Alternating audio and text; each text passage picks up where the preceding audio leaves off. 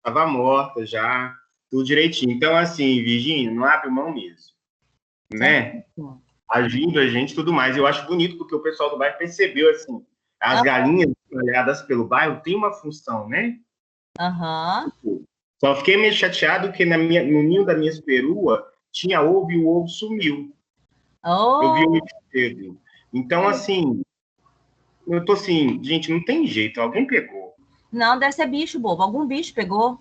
Mas ficou um ovo ainda. Pois é. Se fosse bicho, ia ter comido tudo, não ia, não? É, que se fosse gente, teria pego tudo. O bicho deve ter pegado um e alguém espantou, algum barulho, ele assustou e foi embora. Agora eu vou ter que ficar vigiando. Todo dia que a perua botar, ir lá e pegar os ovos. É, vai ser o jeito. Vai ser o jeito de fazer isso. Mas vamos lá, gente. Gente, a gente vai fazer o seguinte, olha. A gente vai ter 3 apresentações hoje. Dessas 3 apresentações, eu vou dar um tempo médio de 30 a 40 minutos para cada grupo apresentar. Tá certo? Eu já coloquei para gravar aqui, né? E assim que terminar um grupo, aí a gente vai já direto para o segundo grupo. Do segundo para o terceiro grupo, a gente faz um intervalinho de uns 10 minutos. Tá ok, pessoal?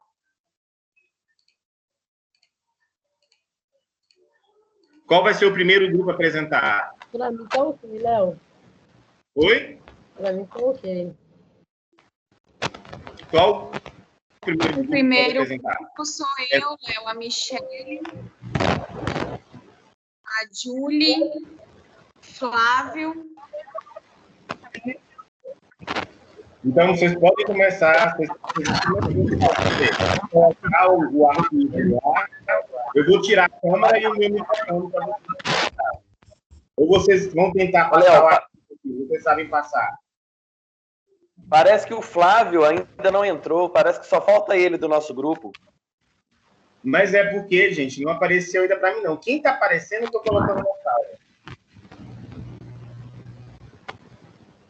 Ó, a Júlia apareceu, a Ariane apareceu, Luísa, a Andréia apareceu. Mas o Flávio ainda Léo, não... Léo, tá me ouvindo? Oi. O Flávio não está conseguindo entrar. Será que não dá para alguém, outro grupo, apresentar agora, só para dar um tempinho para ver se ele consegue entrar? Nós estamos prontos, mas só está dependendo dele conseguir entrar. E ele queria Michele, mas participar do trabalho, né? Ele Fala para o Michel, eu acho que o outro grupo também está esperando o pessoal. Ah, tá, ok. Michele, eu preciso apresentar agora, Léo. Tenho que viajar a trabalho e eu preciso apresentar agora. Bom, pede o Flávio para ir tentando, para sair de novo e entrando, enquanto vocês vão começando. Você consegue pôr os slides com a gente?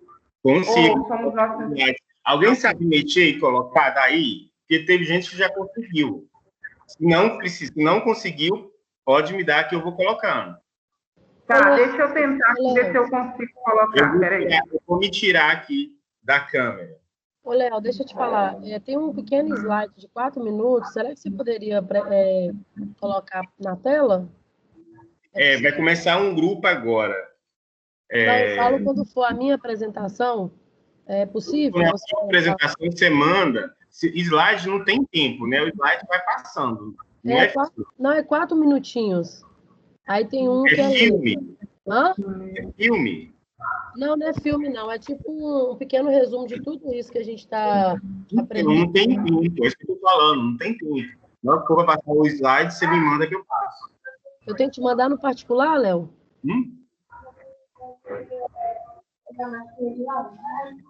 Abre a porta. Oi? No caso, eu tenho que te mandar ele no particular? Porque eu mandei no grupo. Está dentro do grupo mesmo, Nilo. Ele já está no grupo. Beleza. Nós ficamos com a mesa, a gente coloca. Okay. Gente, o pessoal do outro grupo pode ir começando? O Flávio entrou aí. Bom dia, tio Léo. Bom dia, tudo bem? Beleza. Tudo bem? Agora o Flávio entrando, tá ok, Léo. A gente já pode começar. Então pode começar aí, pessoal. Fica aí. Vai colocar o slide aí para nós? Acho que só tá faltando isso. Oi? Só tá faltando colocar os slides aí para nós. Peraí, deixa eu olhar. Conseguiu, Michele?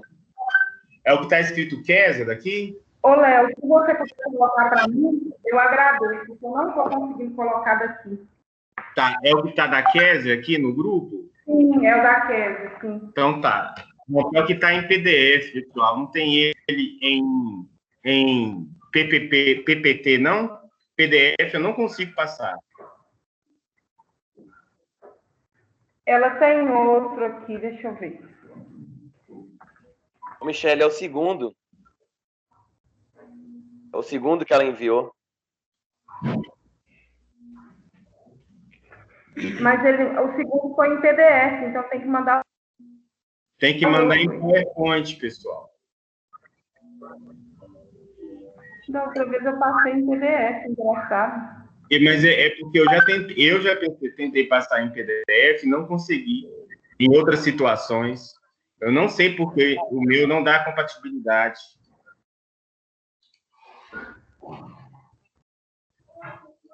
Ah, mas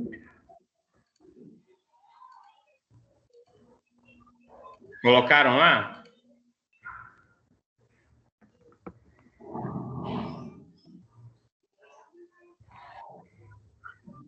Todos os grupos, quando for mandar, manda em PowerPoint, tá, pessoal?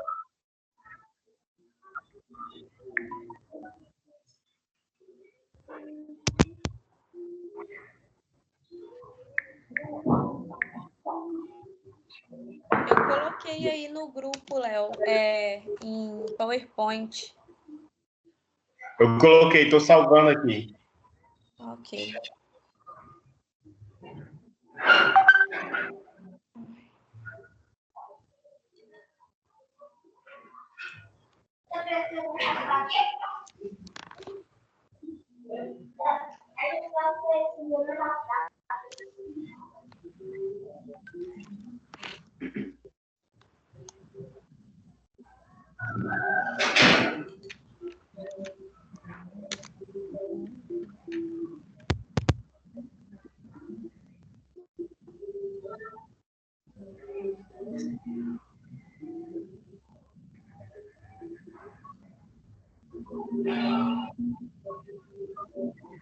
Deixa eu tentar pegar aqui agora.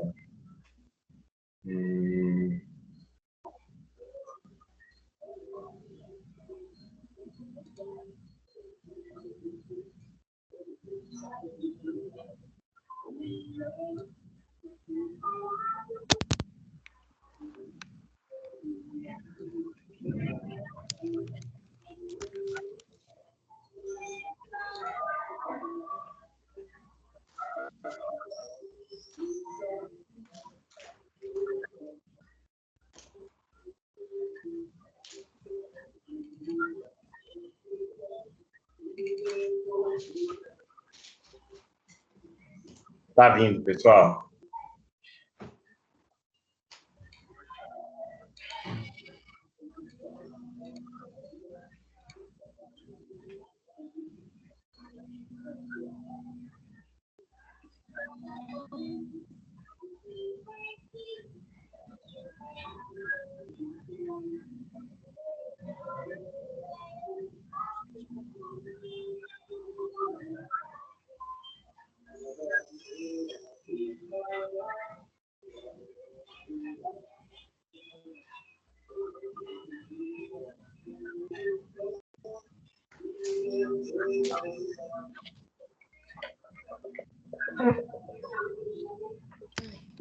Aí, beleza? Isso. Beleza, Léo. Aí vocês vão falando para eu passar, gente. Aqui, olha, são Ok. 8h25. Vocês têm de 30 a 40 minutos para desenvolver o tema, beleza? E discutir com a turma. Isso. Bem, Léo, comigo, eu vou começar aqui, Rogério.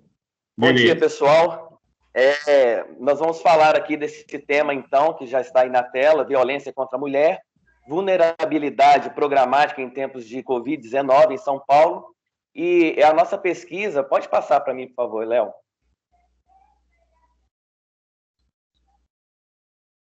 Pode passar isso daí, Léo, fazendo um favor.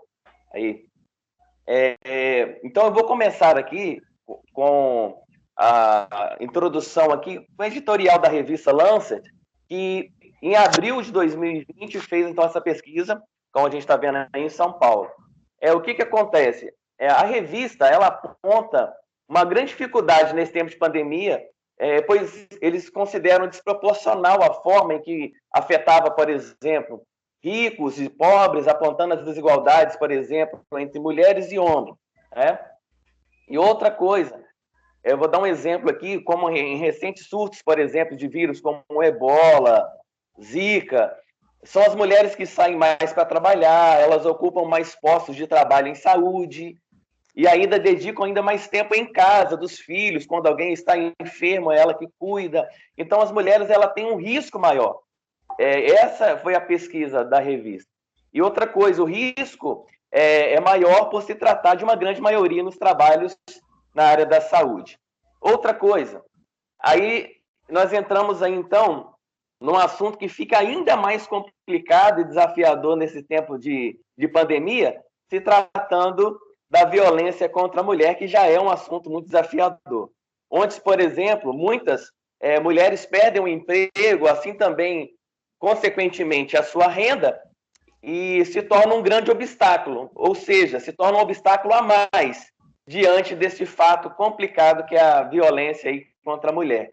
E outra coisa, como diferente do que muitos pensam, a violência, por exemplo, ela não escolhe cultura, grupo étnico, religioso, classe, escolaridade, status, nem nenhuma outra coisa.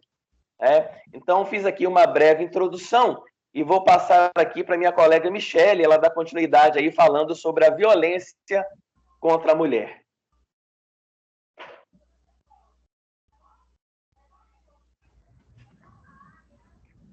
Pode deixar aí nesse slide mesmo, Léo. Esse texto, ele fala, né, de um estudo que foi feito em São Paulo, em áreas, né, de vulnerabilidade,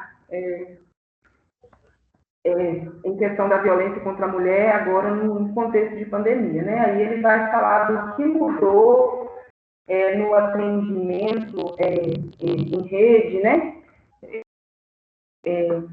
Com relação à assistência, né, a essas mulheres aí, e aí ele começa falando sobre a própria violência contra a mulher, né, o que é considerado violência contra a mulher. Então, ele vai falar que a violência contra a mulher pode ser definida como qualquer ato... Gente, negócio que... Peraí. Aí, minha tela está dando mau contato. A violência contra a mulher pode ser definida como qualquer ato ou conduta que cause morte, dano, sofrimento físico, sexual, psicológico, patrimonial, tanto na esfera pública quanto na esfera privada. A violência contra as mulheres aparece como... A violência psicológica contra as mulheres aparece como mais naturalizada, difícil de identificar e denunciar. E, em 2002, a violência contra a mulher ela passou a ser considerada pela Organização Mundial da Saúde como um grave problema de saúde pública e violação dos direitos humanos.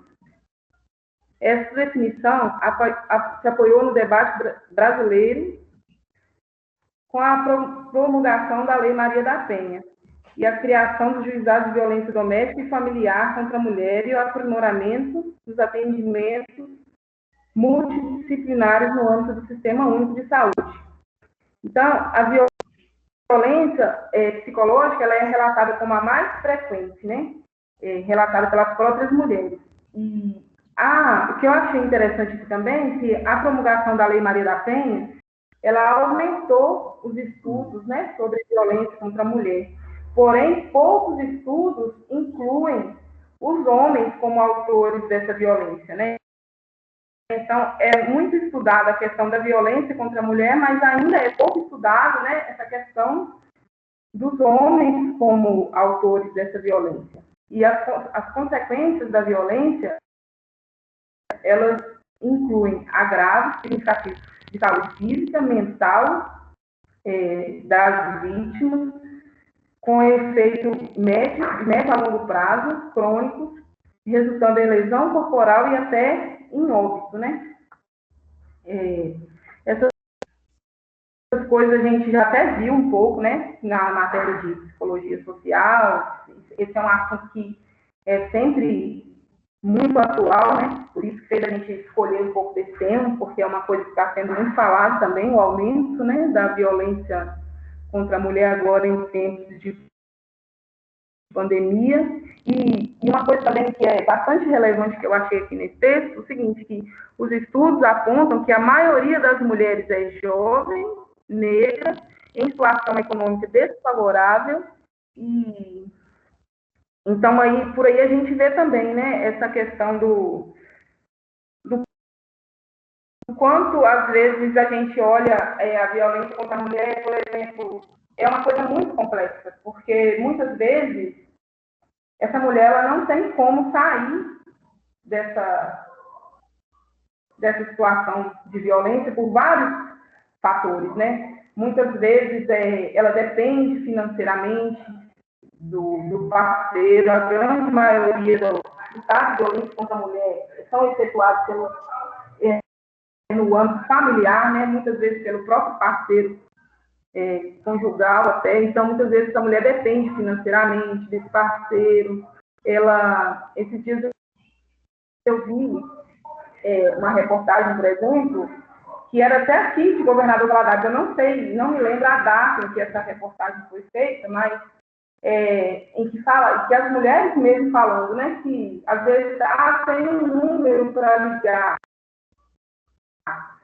número, mas as mulheres não têm acesso, era zona rural e as mulheres não têm acesso a telefone, os parceiros tiram o telefone, impedem contato com amigos, impedem contato com a família, então é uma coisa muito, muito complexa de se falar, né? Às vezes as pessoas pensam que a mulher não sai da situação de violência porque ela não quer, porque ela já acostumou, e a situação que a gente vê não é bem essa, né? E isso agora, no contexto de pandemia, ainda fica mais agravado, porque a vítima convive muito mais, né, com o agressor, né, nesse contexto de isolamento. Então, agora eu vou passar aqui para a Kézia, e ela vai dar continuidade.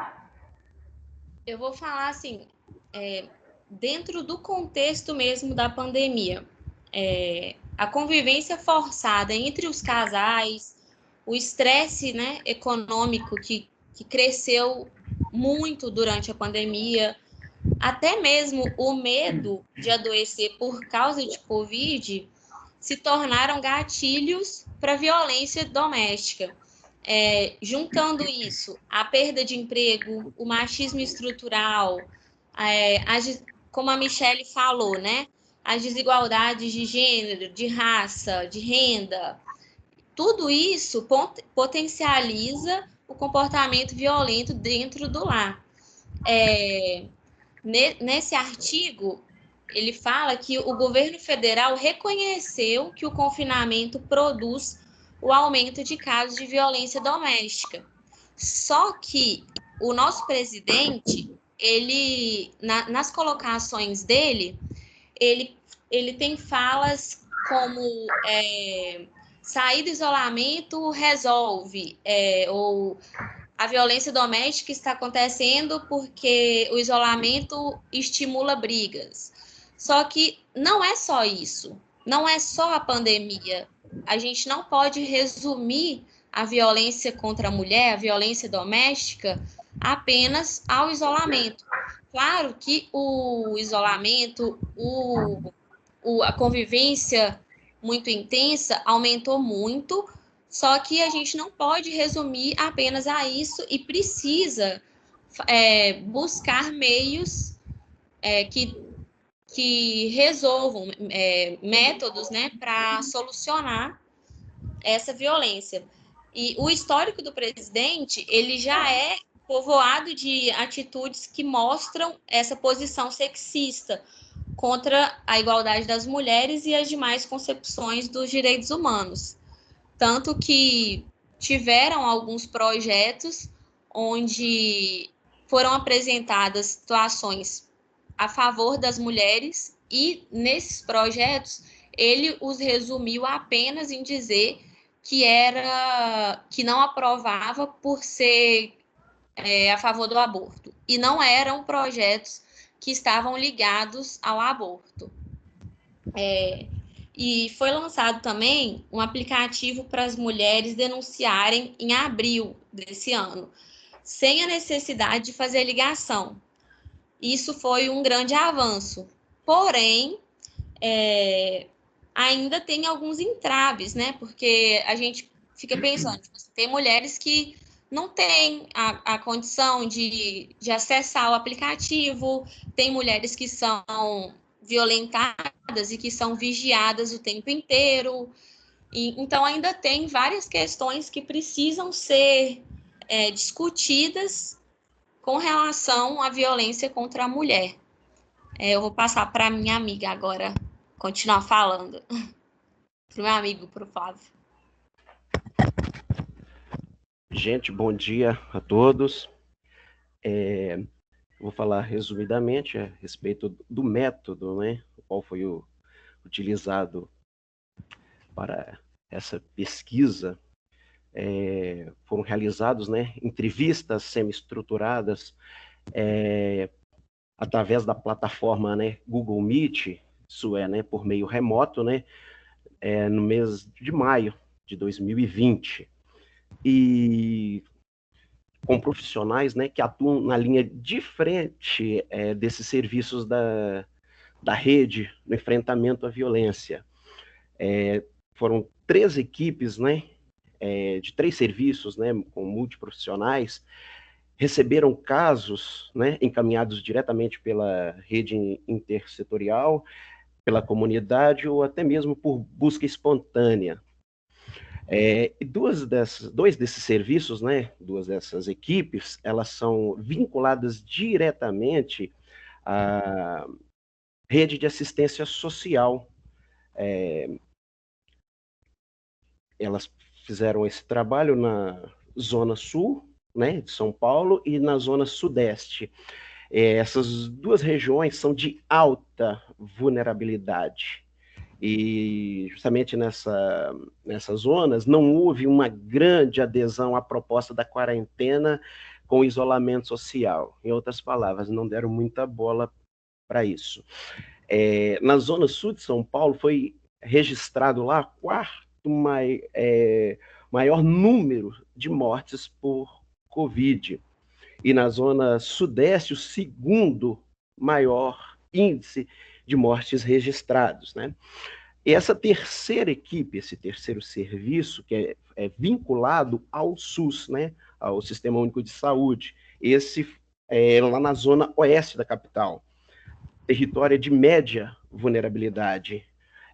Lá foi registrado um dos maiores índices de morte pelo Covid. O interessante é que tiveram 3 informantes chaves que foram entrevistados, né, sendo profissionais, né, formados na área da assistência social ou da psicologia, mas por questões, né, de ética, os seus nomes foram preservados, né? Deixa eu ver aqui. Tá. Eles foram deixa eu ver aqui, eles foram entrevistados, né, foram questionados, perguntados para ele sobre a dinâmica desses serviços, né, antes e depois das políticas de isolamento e distanciamento social, né, sobre os desafios que enfrentavam e as antecipações, né, para os serviços da proteção à mulher, cujo cotidiano está até agora, né, sendo afetado pela crise do Covid. E outra coisa, no quadro da vulnerabilidade, os direitos humanos, ele considera-se as 3 dimensões da vulnerabilidade, né? Deixa eu ver aqui. Não é essa palavra. Inexplicavelmente. Deixa eu ver aqui, só um minutinho.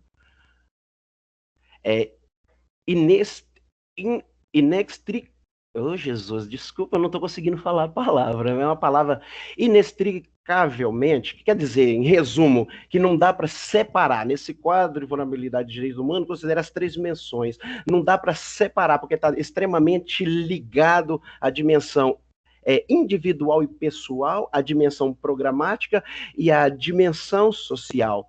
E nesse período curto de observações e pesquisa, não foi possível seguir ou fazer um acompanhamento das mulheres que são vítimas da violência.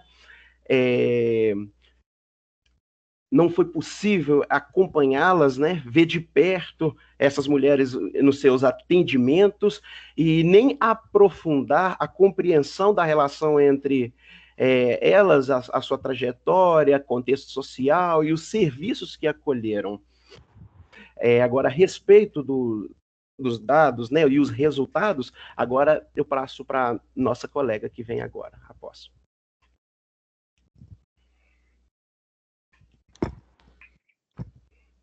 Bom dia, eu vou falar um pouco sobre os resultados, né, que o artigo trouxe. E as entrevistadas relataram que realmente nesse período de pandemia o número de mulheres vítimas de violência foi intensificado, principalmente na primeira fase da pandemia.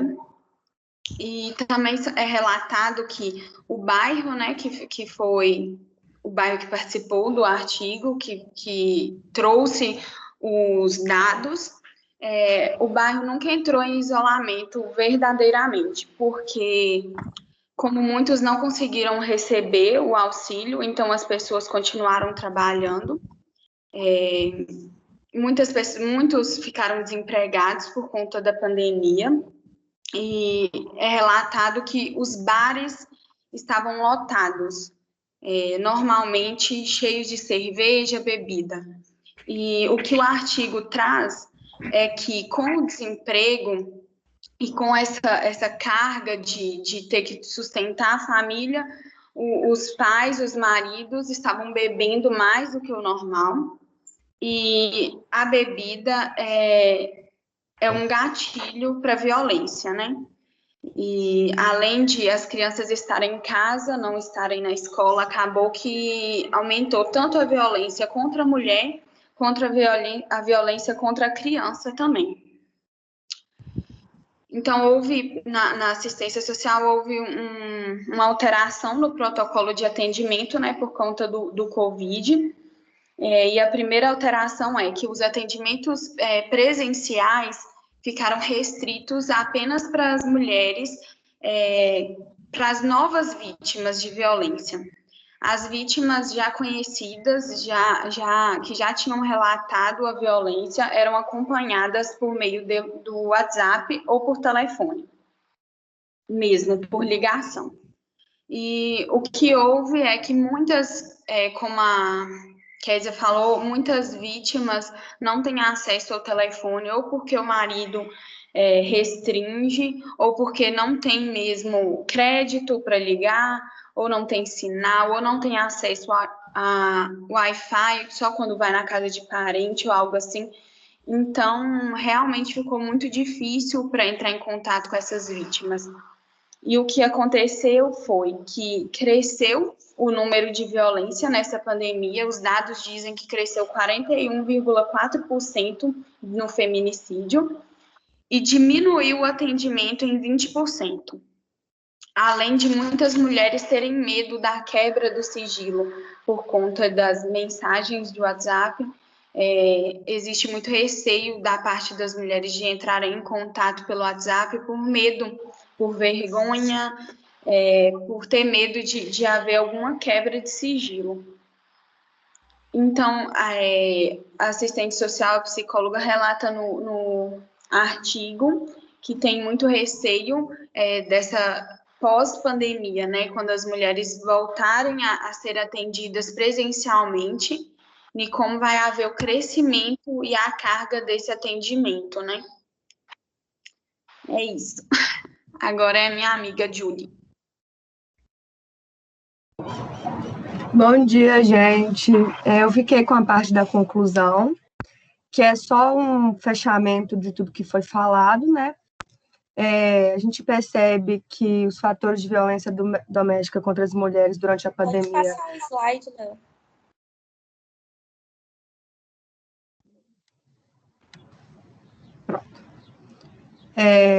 Durante a pandemia são causados pelos comentários sexistas e machistas do governante que, assim, automaticamente contribui contra a desigualdade de gênero. E nas periferias, assim como a Alissa falou, o número de infectados e mortos por Covid, assim, expande, é surreal, porque muitas mulheres não podem parar de trabalhar, perdão, e a falta de saúde e educação também prejudica muito o acesso do programa de proteção. E o que mais? E no contexto do medo, insegurança das mulheres, ganha muita força, já que uma vez o patriarcado foi constituído em cima da violência, né? E para a quebra do sigilo, que não é fácil, a gente sabe, todo mundo vê que não é fácil, é necessário apoio mental e uma medida de intervenção física, que, né, não é muito feito às vezes. E é isso que eu tenho para falar.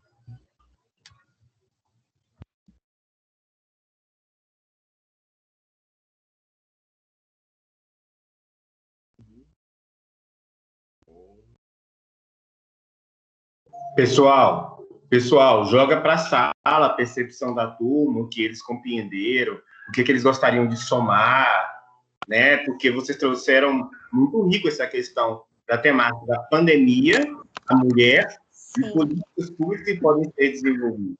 Agora é articular isso. Sim, eu gostaria de comentar que eu achei, assim, além de ser um tema muito importante, muito atual, né?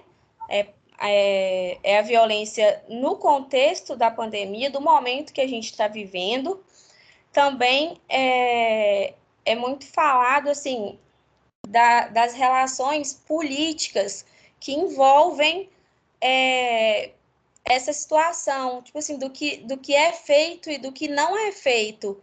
Então, eu queria, né, colocar essa questão para que nós possamos comentar, porque a gente vê que apesar do governo federal assumir e mostrar os dados, o nosso presidente desvaloriza uma situação como essa. E é uma coisa, assim, muito triste, né, de se perceber.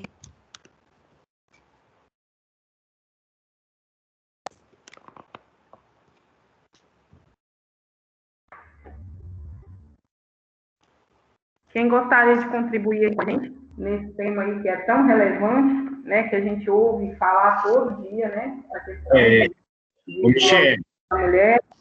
Oi?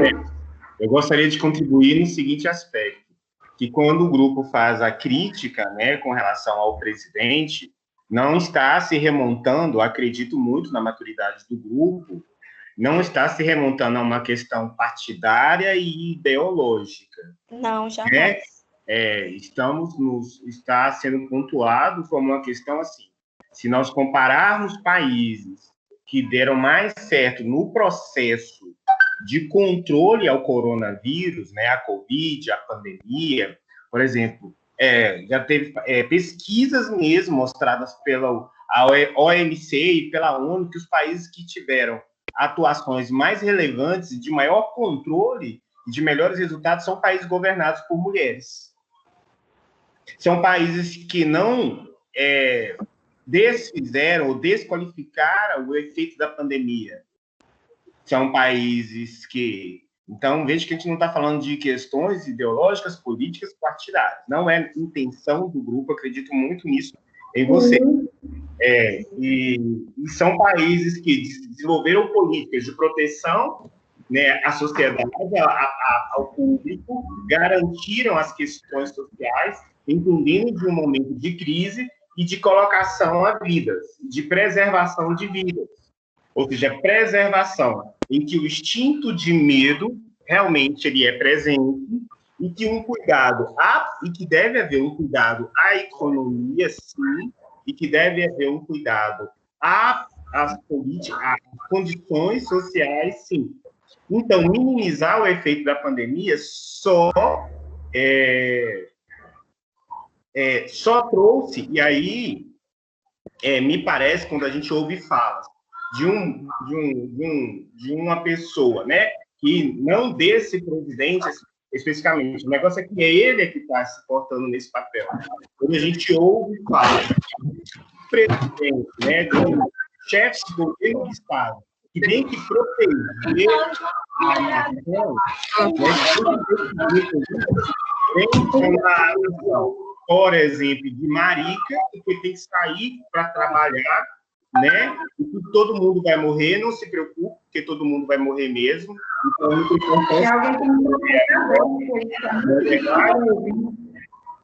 não tem problema se você morrer agora, porque todo mundo vai morrer. E se você não for trabalhar, você é um marica. Não, por exemplo, se a gente vê o chefe de Estado se sensibilizando às dores familiares, compreendendo o que acontece, né? Então, é isso que a gente está pontuando. É assim, o que nos estranha num chefe de Estado com uma atuação como essa, né? Só para, assim, a gente deixar bem claro com relação a isso. Não é questão, poderia ser do grupo de uma ponta ou de outra ponta, né? O grupo A ou B, qualquer chefe de Estado que se mantém numa política dessa, dentro de um contexto pandêmico, bioquímico, econômico, social, mental, sabe, psicológico, de não compreender, tá? Qual é a ideia que ele tem como chefe de Estado.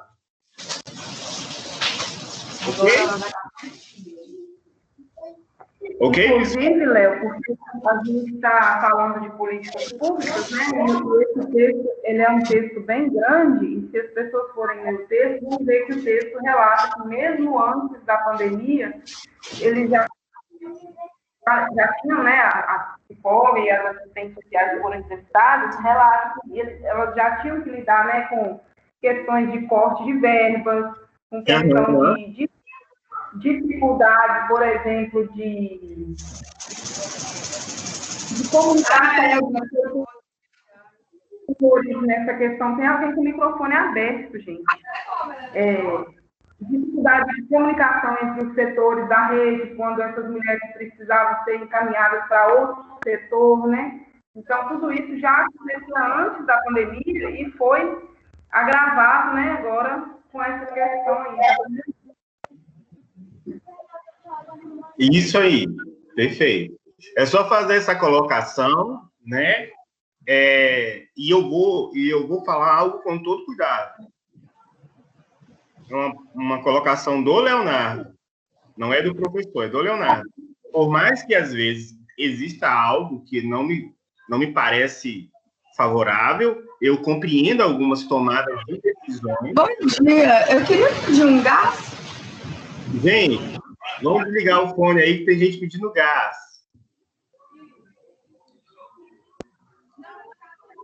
Por mais que algumas tomadas de decisões, como chefe de Estado, são difíceis de ser tomadas, mas tá difícil a gente perceber algumas questões aí, né? E como nação, nos sentimos mais vulneráveis quando a gente vê as políticas sendo levadas sociais de uma forma como está sendo desenvolvida. Então, vou abster a minha fala aqui, tá? O grupo, sala, querem comentar e tudo mais.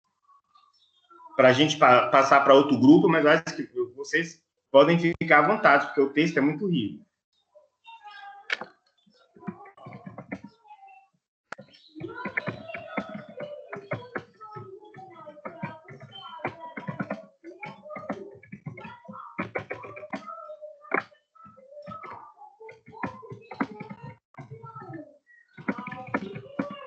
Eu acho que da parte do nosso grupo, nós já colocamos, né, que a gente tinha planejado colocar.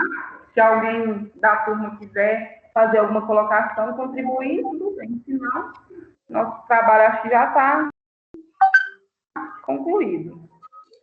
Ok, então. Ok, então, pessoal, vocês desenvolveram o tema exatamente em 30 minutos, tá certo? Muito obrigado pela apresentação de vocês. Como eu disse, há uma riqueza muito grande e é necessário nós compreendermos, sim, a necessidade de ter um olhar crítico, responsável, né, no papel das políticas públicas, entender como está a população de uma forma geral vulnerável e os grupos que existem dentro, né, porque uma democracia é um governo feito para todos, né, independente se eu sou do ponto de vista A, se eu sou do ponto de vista B, eu tenho que compreender que eu tenho que desenvolver um governo para todos, né, tirando esses todos no estado de vulnerabilidade, compreender que há que ser desenvolvido políticas para tirar desse estado de vulnerabilidade. Ok? Obrigado e parabéns aí à apresentação do grupo. Bom, vamos lá, pessoal. Eu vou parar aqui a apresentação. Eu acho que já tem outro material aqui, lá dentro do grupo. É o material da Natália, é isso, Natália? Isso, do grupo 8. Ok. Depois da apresentação da Natália. Estou escutando. Ah, tá. Eu estou salvando aqui no meu computador para poder passar para vocês, tá certo? Okay. Depois da apresentação de vocês, a gente vai dar um intervalo de uns 10 a 15 minutos, e aí a gente volta para a última apresentação, que é da Lília. Tá ok, pessoal? Ok. Ô, Léo, deixa eu te falar. A apresentação, os meninos me ajudaram a achar o conteúdo, só que eles não vão conseguir participar da apresentação, porque eles estão fazendo o estágio nesse horário agora, porque teve que fazer uma mudança. Aí eles estão participando do estágio da Lídia agora. Então vai ser eu que vou falar, mas eles ajudaram no material também. Tá ok. Tranquilo.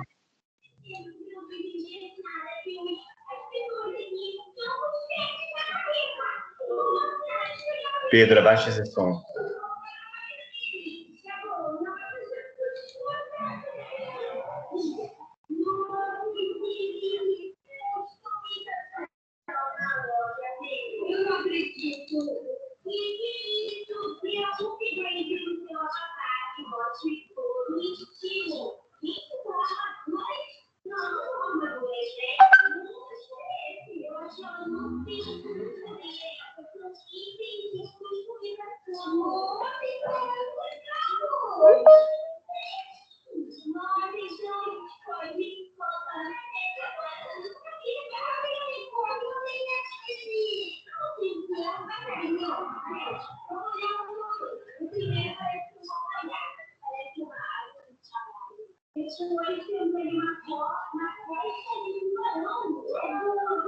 Ô, Léo, esse aí, se não me engano, é o da Lídia. Isso.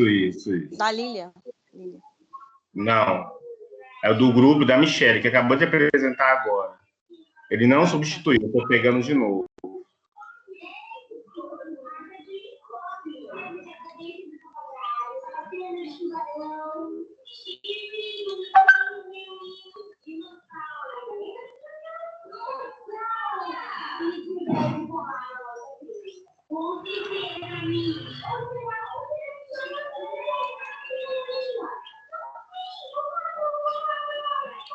Nossa, eu tô acabando o cabelo, eu dei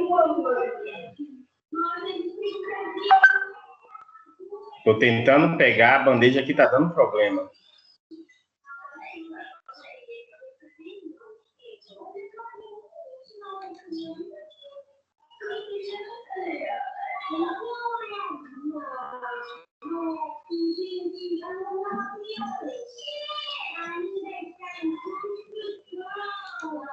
Tá, é outro.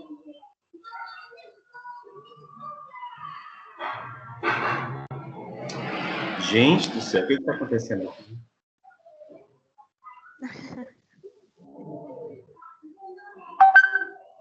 manda de novo lá no grupo? Não, já salvei no meu computador. O negócio tá sendo na hora de pegar. Ah, tá.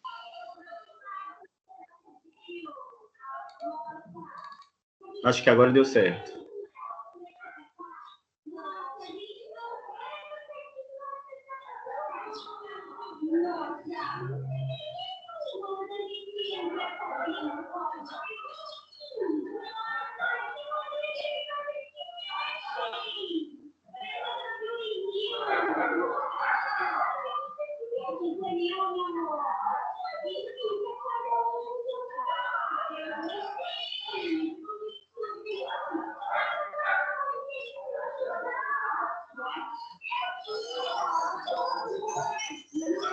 Ok?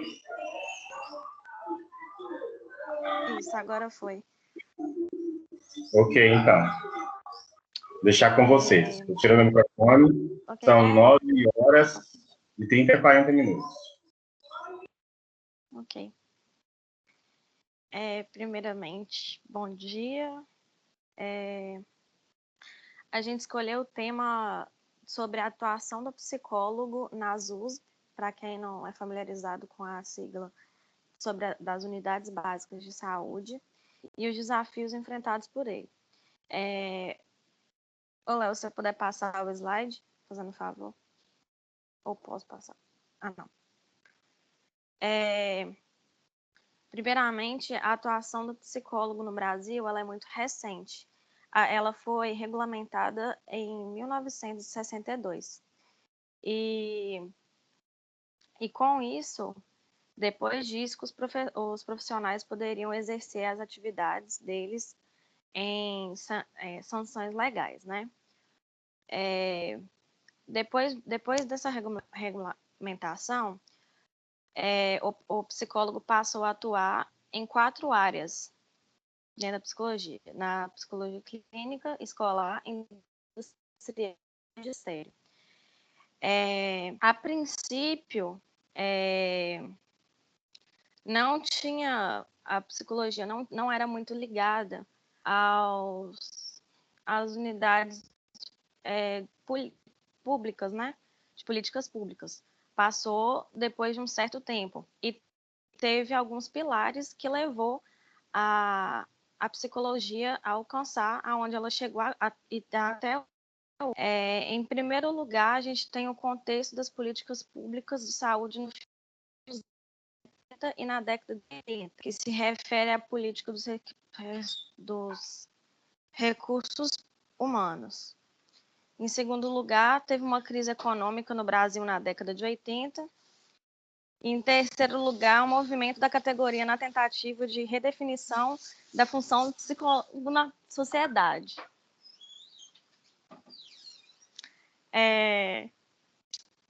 Aí eu vou explicar um pouquinho mais sobre esses pilares que levaram a psicologia a chegar nessas unidades básicas de saúde. No primeiro ponto que eu levantei aí, foi o contexto das políticas públicas de saúde no final dos anos 70 e na década de 80. Essa época foi marcada, o final dos anos 70 e a década de 80 foi marcada porque o Brasil vivenciou diversas transformações no nível social e econômico. E nessa época houve um crescimento acelerado da população e dos centros urbanos. E com isso aconteceu uma queda no desenvolvimento econômico, o que leva a gente ao segundo tópico, que devido a esse crescimento acelerado e aumento dos centros urbanos, acabou que a economia ficou meio fraca. E por isso, o momento político de instauração de programas com ênfase na questão ambulatorial e na montagem multiprofissional das equipes de saúde, 2 situações vieram a contribuir para a ocupação dos espaços institucionais públicos pelo psicólogo. Primeiro foi o mercado dos atendimentos psicológicos, que se mostravam cada vez mais limitados devido à crise econômica, né? E também estava muito difícil absorver o número de profissionais que saia das universidades, porque baixa renda e essas coisas, devido à baixa renda. Só um minutinho. Então, com isso, aconteceu um desequilíbrio entre a oferta e a procura de serviços de psicologia. E para dificultar um pouco essa passagem da psicologia clínica e tal para psicologia política, pública e tal, aconteceu que na época a psicologia ela não era vista com bons. As pessoas que viam a atuação do psicólogo acreditavam que a psicologia era um serviço de luxo, uma atividade de luxo, que só quem tinha bastante dinheiro fazia. Então, por isso também os psicólogos não tinham tanta renda. E mesmo que né, na época deu uma crise muito grande no Brasil, então acabou que até as pessoas que não acreditavam que a psicologia era artigo de luxo ou que tinham condição de fazer alguma coisa ou buscavam, acabou ficando numa situação que não tinha condição financeira para isso. E isso foi um dos motivos que a psicologia ingressou nas políticas públicas.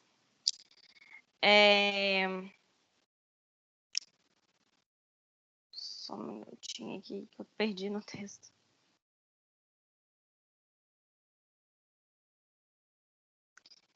Esse descompasso na categoria de psicólogos em relação à realidade social no país fez com que acontecesse, que impulsionasse uma realização de inúmeros trabalhos na década de 80. Esses trabalhos que buscavam fazer uma avaliação da situação e das perspectivas profissionais para a categoria, tentando lançar alternativas de práticas que fossem socialmente mais comprometidas. Como eu falei, na época, como muita gente não estava tendo condição de bancar a psicologia e algumas pessoas não acreditavam naquilo, acabou que isso fez com que acontecesse essa perspectiva nova, né, do profissionalismo. Os hospitais, ambulatórios, postos e centros de saúde foram configurando-se como os lugares privilegiados para a construção de novas práticas pelo psicólogo e como oportunidade de resgate de um centro de prestígio social que vinha sendo perdido gradativamente com o passar dos tempos.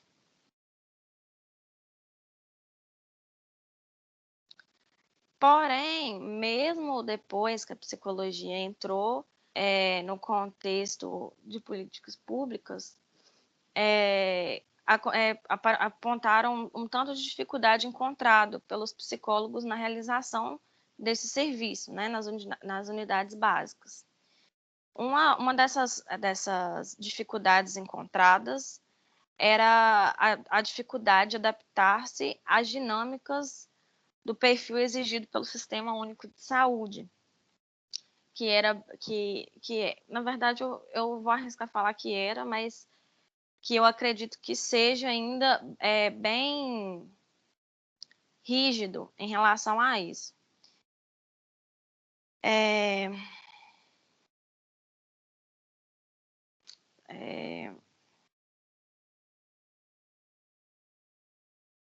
As dificuldades atribuídas à clientela de baixa renda, clínica privada, e as dificuldades de baixa renda, usuárias do setor público, nem os problemas relacionados com a estrutura e organização dos serviços, pois apesar de serem elementos importantes na determinação das práticas dos psicólogos, não atinge o cerne da questão. Então, assim, considera-se que as origens dessa crise devem ser buscadas juntos à sua identidade e cultura profissionais, nas expectativas que a sociedade tem em relação ao seu papel no campo da saúde. E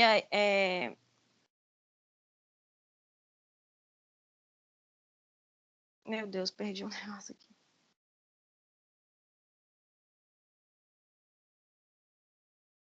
Acerca dessa formação, dessa formação desse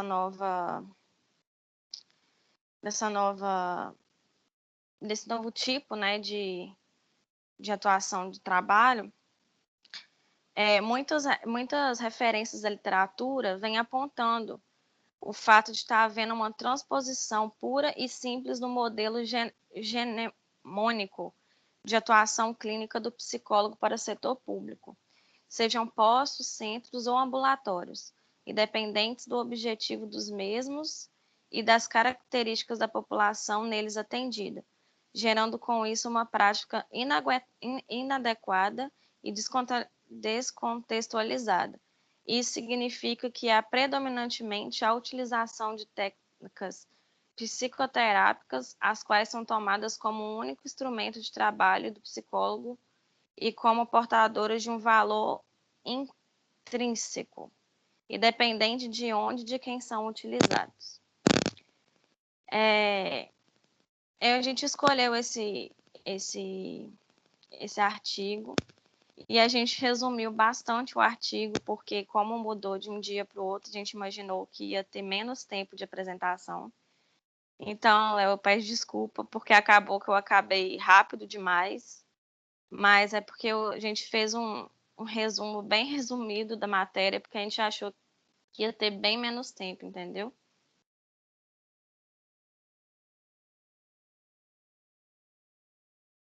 E é isso. Bom, vamos lá. Mas, de uma forma geral, como que você acredita, assim, porque eu percebi você lendo muito, mas como que você vê essa articulação da entrada, pelo que você foi percebendo, daquilo que foi lido, da entrada do profissional de psicologia, que em demandas estavam tentando ser atendidas, né? Qual seria o papel desse profissional dentro das UBS? Olha, eu acredito que o papel do psicólogo dentro da UBS é uma coisa muito importante, porque, querendo ou não, é a forma que as pessoas que têm... Eu falo baixa renda porque, por mais que uma consulta em psicólogo não é cara, não é todo mundo que tem condição para isso, porque a vida cotidiana está muito cara, né? Então, eu acho que isso é uma ajuda muito grande, ter um psicólogo num lugar que atende as pessoas sem aquela aflição de, meu Deus, eu não tenho condição. Então, eu acho que isso é uma coisa muito importante para a população. É um bem muito grande que o psicólogo faz ali trabalhando na UBS, entendeu? Uhum. Ok. Gente, a turma quer entrar, quer falar, quer comentar essa experiência, a percepção de como ver todo esse processo.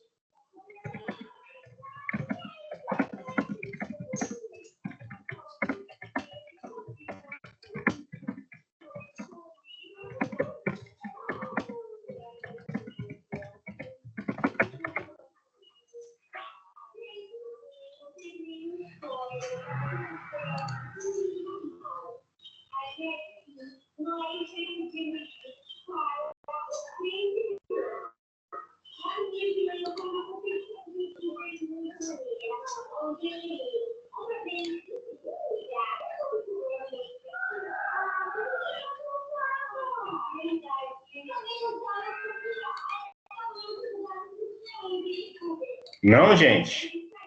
Não tem mais nada para comentar?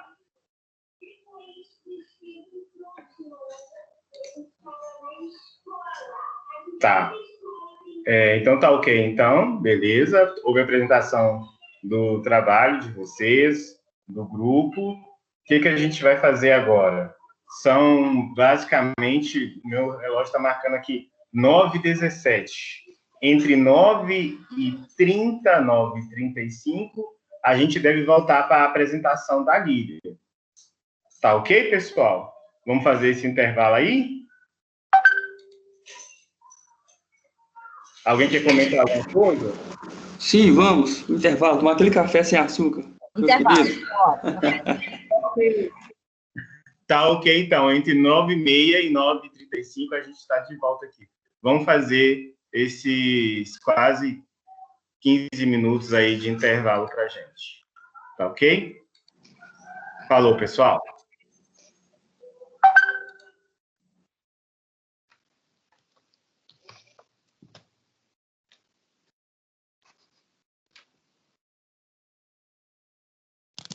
Ô, mãe, eu fico com vontade de te socar. Eu gaguejando, desesperada, apresentando trabalho, sei lá, Ai, que ódio! Olha o áudio aberto. Microfone aberto. Tem alguém querendo socar alguém. Essa é a parte boa, os bastidores. Cuidado com a violência contra a mulher. Será que é contra a mulher? Que a voz era feminina. Ah, meu Deus. Aí os homens apanham também, né? Isso não mostra no artigo, não, hein?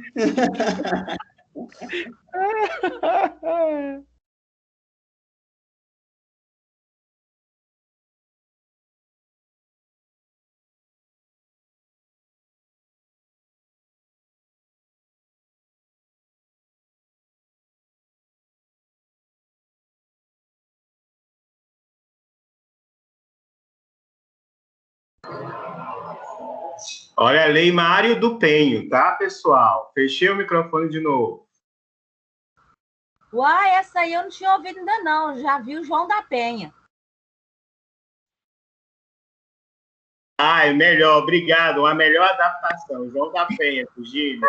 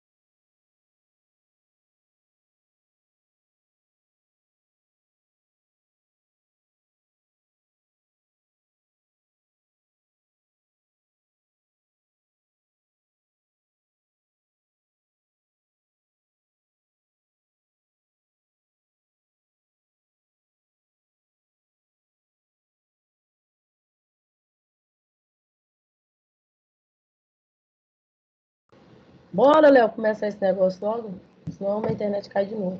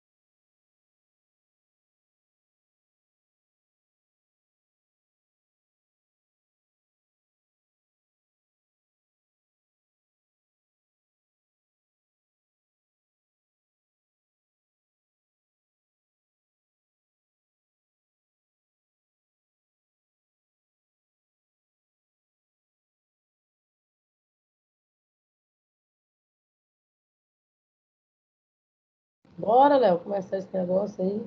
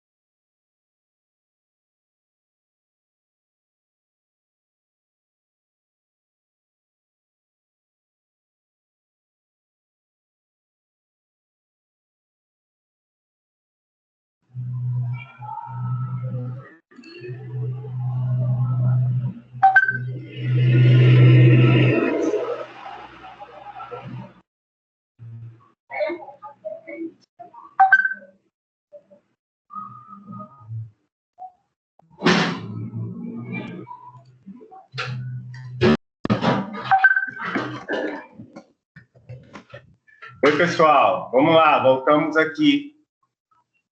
Lília, agora a sua apresentação, Lília. É minha vez, né?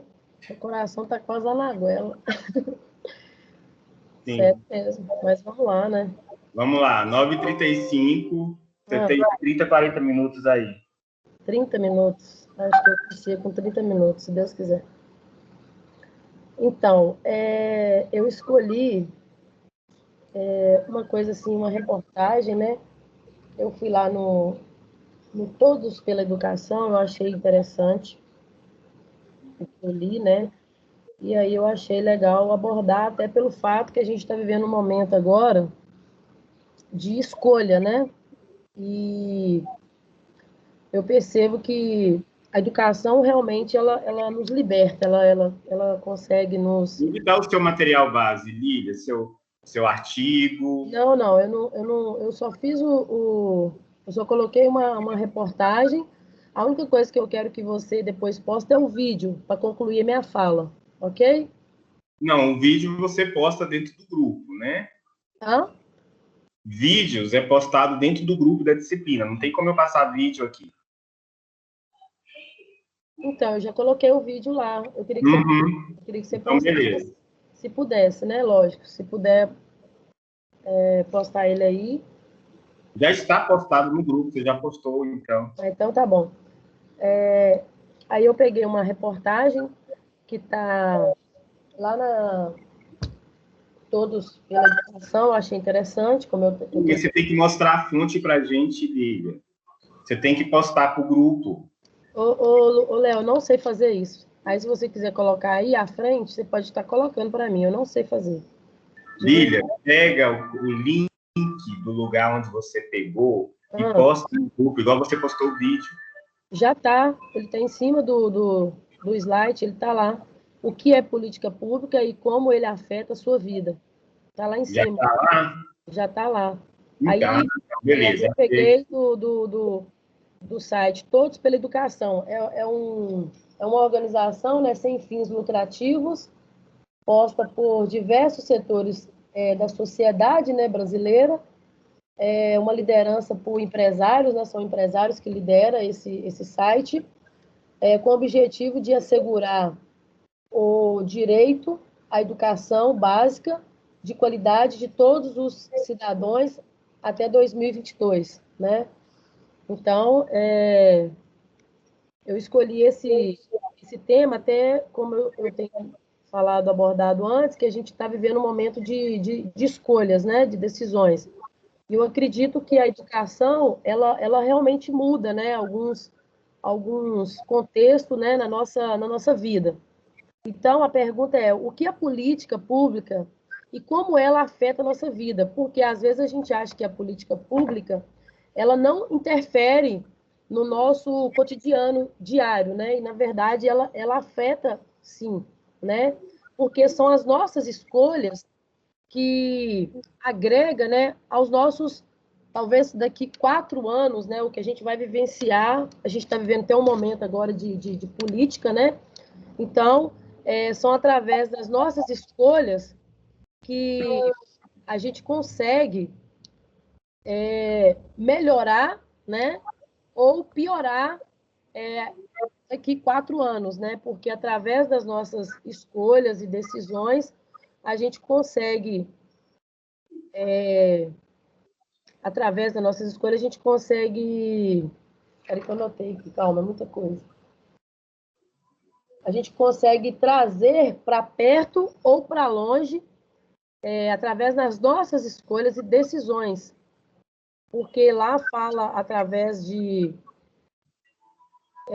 logo no comecinho do ocorrido, né, fala que a gente tem compromisso de escolher os nossos futuros políticos, né, para poder estar nos auxiliando, não somente com o governo, mas também nos dando suporte, né, que é no caso, deixa eu achar aqui,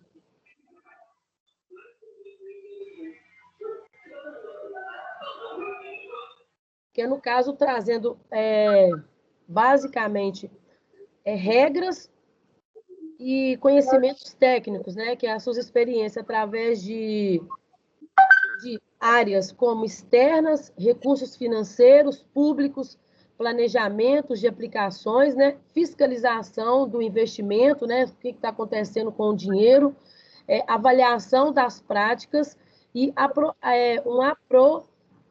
um aprimoramento, contratando a todas as nações eficazes, né, no caso. O que está sendo feito através das nossas escolhas, quando a gente resolve fazer aquela mobilização, escolher uma pessoa para nos representar, né? Quando a gente escolhe o que ele pode beneficiar através daquilo que a gente escolheu. Por exemplo, o que esse rapaz, o que aquele político ele pode estar trazendo de melhoria para a sociedade, né? E qual que é a importância da gente escolher ele para dar continuidade a um procedimento, porque através das nossas, né, escolhas, a gente como receptor delas, a gente tem a gente tem que analisar o plano do governo, né, que a gente está escolhendo, né, que isso é uma política pública, o plano de governo, que aquele governo que a gente está escolhendo, isso aí, no modo geral, o que ele pode beneficiar, né, juntamente com as suas decisões, com os seus projetos, com os seus objetivos, as metas, né, para resolver os problemas das áreas, né, as áreas que a gente normalmente escolhe, específica, a garantia e o melhor interesse público. Ou seja, quando você escolhe um governante para estar governando durante aquele período, qual é a melhoria que ele pode estar fazendo para aquela categoria, né? Se for na área escolar, o que ele pode beneficiar para a área escolar? Se for na área judicial, o que ele pode estar fazendo para melhorar na área judicial? Se já for numa área da saúde, quais os benefícios que ele pode estar trazendo para estar nos beneficiando com os projetos, né, que assim ele alega lá no seu plano de governo, o que ele pode estar fazendo para beneficiar. E a gente tem dois tipos de coisas que a gente pode estar cobrando, né? O governo, eles têm um avaliador, né? Lógico, lá tem um avaliador do próprio governo deles, né? Que é para estar verificando o que foi concebido durante aquele período que ele estava no governo, né? O que foi realizado, o que foi construído, se foi executado com sucesso, né? Isso tudo que aconteceu foi de acordo com a lei e os procedimentos adequados que ele estava no momento que ele estava naquele governo, né? naquela administração. E se os resultados eles foram da forma que eles imaginavam, né? Se foram produtivos ou se foram negativos, né? Se foram da forma que assim eles assim, da forma que eles esperavam, porque no percurso de todo esse processo tem os momentos que às vezes ele tem uma imaginação, mas às vezes aquilo não vai da forma que a pessoa está imaginando, né? No meio do percurso dá uma mudança de plano, né? E aí a gente como eleitores que está, né, ali acompanhando e no caso sendo, né, o alvo, né? Porque quando eles são eleitos ali, no caso, a gente como avaliador, a gente está, né, como avaliador, a gente tem que também, porque quando a gente vai lá e elege alguém para nos representar, a gente como avaliador, a gente tem que fazer o quê? Né, como população, a gente tem que observar se os governantes que a gente colocou lá para estar nos defendendo, para estar nos representando, se ele realmente, né, o dever dele foi mostrado de forma ampla, né, de uma forma que foi tudo aquilo que ele falou perante o plano de governo dele, se foi concluído com sucesso, que a gente está lá como avaliador, se foi feito, né, pela população aquilo que ele alegou, né? Se ele vai lá e fala assim, ó, no meu governo eu vou estar fazendo uma determinada coisa. A gente, como avaliador lá, a gente, como receptor lá, a gente tem que observar se aquilo que foi falado, se foi feito, né, aquilo, se foi feito uma devolutória, né? Se ele, no caso, se ele foi bem representado, né? Porque se Olívia, traga mais a questão da psicologia das políticas públicas, essa interação, como foi proposto como trabalho, né, para não ficar só na questão do governo em si, mas a proposta do trabalho é o papel da psicologia nas políticas públicas, né, em diversos contextos. Aí traga mais isso para a gente. Calma que eu estou chegando lá. Aí, então, como eu estava falando, então, como avaliador, né, feito pela população, né, os governantes têm o dever de mostrar a todos, né, no caso, compreendendo com aquilo que foi apresentado como proposta no momento eleitoral, né, a população sem julgar, sem o governantes, né, correto? E aí aonde que entra aí continuando, aí eu quero dar um exemplo, tem até uma historinha que está logo lá em cima, né? Vamos dar um exemplo na psicologia, vamos dar um exemplo das eleições de hoje, né? Que as eleições de hoje, quando a gente vai escolher um determinado representante. E aí tem uma historinha que fala sobre quando a gente resolve na vizinhança, né?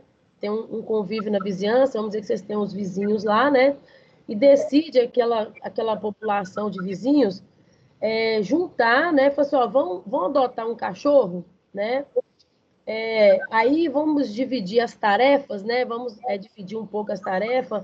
Um fica para dar comida, aí o outro vai lá e dá banho, aí o outro vai lá e que faz, leva o cachorro para vacinar. Então, assim, o outro vai lá e leva para castrar, o outro dá comida, o outro dá o abrigo. Então, foi dividido várias demandas de função, ou seja, foi delegar uma responsabilidade para cada tipo de vizinho, né? Então, o que acontece? Voltando agora para o lado da psicologia, quando um psicólogo ele entra no órgão público, né, com a intenção de ajudar, né, dependendo de qual área que ele for exercer, ele entra com a intenção de querer contribuir e ajudar, né, ajudar todos os setores, né, os setores no qual ele foi destinado, né. Só que ele não consegue manusear isso tudo sozinho, né? Ele precisa de auxílio, ele precisa de ajuda. Só que normalmente no órgão público isso não de fato acontece. Isso de fato não ocorre da forma o qual a gente vive, né? Não é simplesmente você vai lá e coloca, ó, você tem que você como psicólogo, você vai entrar lá no poder político e a gente está elegendo agora novos eleitores, né? Vai entrar uma nova gestão, aí você, como psicólogo, você vai ter que ordenar para que aquilo ali funcione de uma forma mais, como se fosse uma roda gigante, né? Sem ela parar no meio, ou sem ela parar mediante aquela roda gigante quando ela está circulando.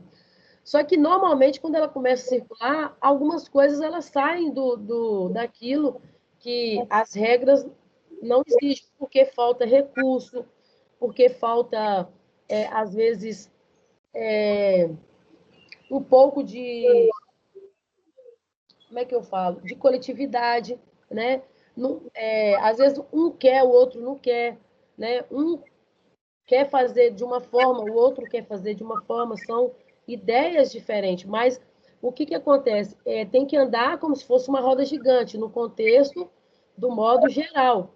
E para que isso aconteça, tem que ter uma coligação com diversos órgãos, né? Tem que ter uma conexão com diversas demandas. Tipo assim, não é só... eu estou aprendendo isso, né, da forma pior, mas eu estou aprendendo. Exemplo, eu estou apresentando o grupo sozinho, correto? Mas, se eu tivesse mais alguém, poderia estar complementando a minha fala, né? Mas aí, como eu não quis agregar a ninguém dos membros, eu quis agregar sozinha, então talvez não vai sair da forma que eu queria, porque talvez se fosse dividido, né? Se fosse um pouco dividido a sobrecarga, ou se fosse um pouco, vou colocar um pouquinho para cada, talvez sairia da forma que eu pensava, da forma que eu estava imaginando, entendeu? Então, é mais ou menos isso. Aí o vídeo eu queria, né, no caso, passasse para poder chegar na conclusão final, né, que a conclusão final seria o vídeo que eu coloquei aí, de toda essa forma, porque a gente está vivendo momentos agora, que é o momento da Covid, né, juntamente com a política, né, que a Covid veio junto, né, veio primeiro, e logo em seguida já veio a política, a gente tem que escolher um eleitor, né, escolher um eleitor para poder nos representar. Só que, mediante essa apresentação, o que aconteceu? Os representantes tiveram que se expor mediante a Covid, né?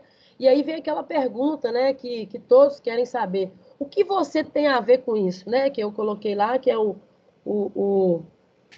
que está escrito aqui, né? O que eu tenho a ver se está tendo Covid, se agora é momento político, né?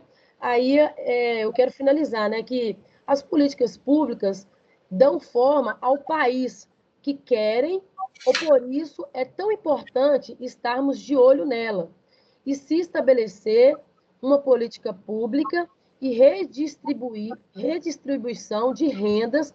Por exemplo, estamos sinalizando o enfrentamento de uma dura desigualdade econômica brasileira, de maneira mais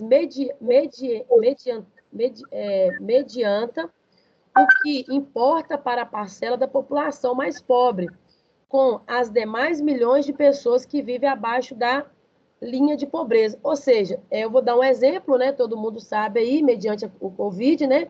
Uma pessoa pegou o Covid que estava no meio político. Essa pessoa, como tinha uma renda melhor, ela foi transferida para um determinado local, porque ela tinha condição financeira melhor, né? Os demais, que são considerados baixa rendas, que são pessoas mais pobres, né? São pessoas mais de baixo escalão, foram para o órgão público, que é o que a gente tem aqui na nossa cidade. Muitos conseguiu sobreviver, mas outros, infelizmente, saíram mediante a tanto, né, ao cenário que a gente está vendo da pandemia, né, que ainda não se estabilizou, ela ainda está em alta, né? Então, essa é a diferença entre, né, é o que a gente tem que procurar melhorar. Infelizmente, o capitalismo ainda, infelizmente, ele ainda predomina, né, entre a pobreza e a riqueza. Isso aí é de fato. Então, é mais ou menos isso, Léo. Eu tenho muita coisa para falar, mas eu acredito que seja, basicamente, eu dei vários exemplos, eu dei o exemplo do cachorro, né, que não é fácil governar sozinho, eu dei o meu exemplo, que eu estou apresentando, e dei o exemplo, para não citar nomes, né, quem está acompanhando aí as redes sociais, com certeza vai conseguir ter uma percepção do que eu estou falando, né? E, no final, eu queria concluir aqui, né, que os caminhos para superar os desafios, né, que tem um caminho para poder vencer esses desafios, tanto como psicólogos, tanto como profissionais, não só de todas as áreas, né? O que acontece? Existe também os meios, né, que a gente tem que estar utilizando as coisas que a própria política pública libera para a gente, que é gratuito, que é o uso de praças, né, não estando muito aglomerado. Às vezes, os parques, né, os parques públicos, às vezes, sair um pouco também ajuda. Na hora de descartar certos tipos de lixo, né, também a gente tem que estar verificando, né, o que a gente está fazendo, procurar também lugares mais arejados, limpos, né, para a gente também evitar certos tipos de aglomeração, até pelo fato que a gente vem vivenciando hoje, que é o Covid, que tem sido o Ibope, né, o Ibope que tá tendo muita audiência, entendeu? Então, eu acho que é isso que eu tenho a falar. Se tiver alguma coisa que eu fiquei para trás, eu vou lembrar depois. E tiver alguma dúvida também, você pode estar me falando aí, que eu acho que eu vou estar lembrando. Porque... Apesar de que o foco é mais psicologia e políticas públicas, você trouxe aí falando um pouco mais de políticas públicas, Bíblia. Apesar também de que no trabalho a gente está um trabalho acadêmico, então não é o meu achar. Não é, por isso que toda hora eu fiquei falando assim, ó, fonte, apresentar o que a fonte quer dizer com a gente. Não é aquilo que necessário, a gente tem que tomar cuidado, né? Principalmente quando eu faço essa avaliação com vocês e para a turma toda, quando nós professores, gente, a gente vai fazendo essas observações com vocês, a gente tem que tomar cuidado, por exemplo. Nem quando eu ficava escrevendo a minha dissertação de mestrado, pesquisa, e o professor falou assim, não é você, qual é o autor, o que você está querendo, o que o autor quer dizer. Tira você, não é primeira pessoa, não é o que você acha, você não tem importância nenhuma. Professor, doutor falando isso com a gente só emite posicionamentos numa tese, que é uma tese, né, que a gente desenvolve uma linha de coerência de pesquisa dentro de um pensamento que a gente observa e a gente vai tentar comprovar ou não, no doutorado, no mestrado, até na pós, na graduação, na pós, e no mestrado é o tempo todo, não é você. Então, é segundo fulano, está acontecendo isso. Então, a gente tem que aprender nas nossas apresentações a não dizer, tá certo? Não tem problema compartilhar experiências. Mas eu vou dizer, isso está relacionado ao que o autor traz dentro dessa realidade, quando a gente vê isso. Então, a gente sente essa falta de articulação, muitas vezes, dentro de apresentação dos trabalhos. Alguns trabalhos são ótimos, né? Mas outros, muitos ficam deixando a desejar com relação a isso. Dentro do contexto de políticas públicas, gente, alguém quer acrescentar aí, né, o papel da psicologia e tudo mais, o que vem observado, do que a Lívia trouxe? O que vocês querem comentar aí?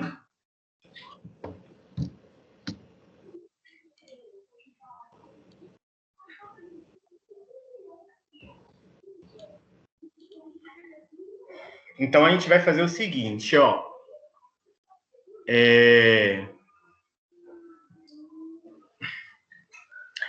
A gente vai trazer a gente vai finalizar, todo mundo apresentou, não é isso, gente?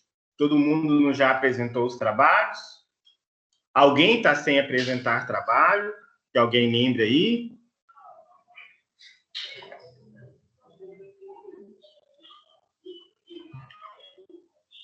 Então, ninguém está sem apresentar trabalho, né? Veja bem, nós temos na semana que vem ainda uma aula. Nós temos na semana que vem ainda uma aula, que é o dia 24. 24. O que eu vou fazer nessa aula, Leonardo? O que vai ser essa aula? A partir do dia 24, eu vou estar aqui à disposição para tirar alguma dúvida para vocês, ou seja, eu vou cumprir aqui o meu horário de aula, estarei aqui com vocês. Se você tem outra demanda para você fazer, fique à vontade. Inclusive, no dia 24, eu vou postar os relatórios para você fazer e entregar, porque você tem o prazo de entregar até o dia 2 de dezembro, tá certo? Você vai ter o prazo para entregar os relatórios de aula até o dia 2 de dezembro. Então, dentro do dia 24, você pode já, no meu horário de aula, pegar, colocar o relatório. E no dia 24 também eu vou postar o simulado para vocês. Não sei se eu vou postar eu vou estar montando ainda no dia 24. Se vai ser de manhã, de tarde ou de noite, tá certo? E eu vou estar postando também o relatório. O relatório eu vou tentar postar antes, que assim você pode fazer no meu trabalho já no meu horário de aula e postar dentro do meu horário de aula o relatório, tá? E se você tiver alguma dúvida sobre a disciplina, eu vou estar aqui no horário para tirar a dúvida de vocês. E se vocês tiverem que resolver alguma coisa de outra disciplina, vocês podem tirar dúvidas comigo dentro da nossa disciplina, me perguntar. Se você tiver que resolver outra coisa da disciplina, de outra disciplina, fica à vontade, aproveite esse horário, esse um dia a mais que a gente acabou ganhando de aula. Tá ok, pessoal? Vocês querem perguntar algo? Ô, Léo, deixa eu te falar, eu perdi, eu acho que umas 2 aulas sua online, porque eu estava em outra demanda. Como que eu vou fazer esse relatório?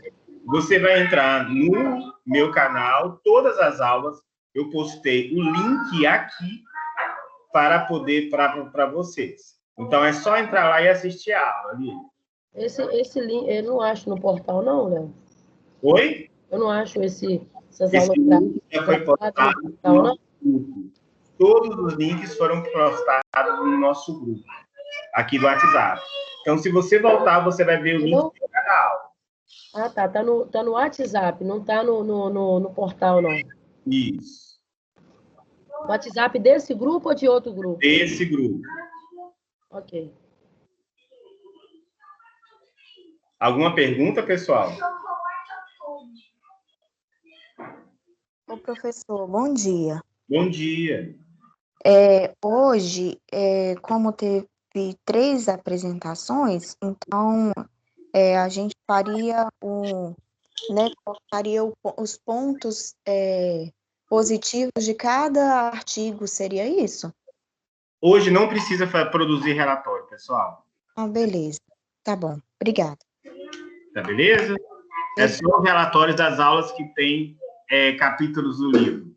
E as apresentações daqueles. Hoje não precisa. Tá? Alguma pergunta, pessoal? Tá bom, obrigada. Nada.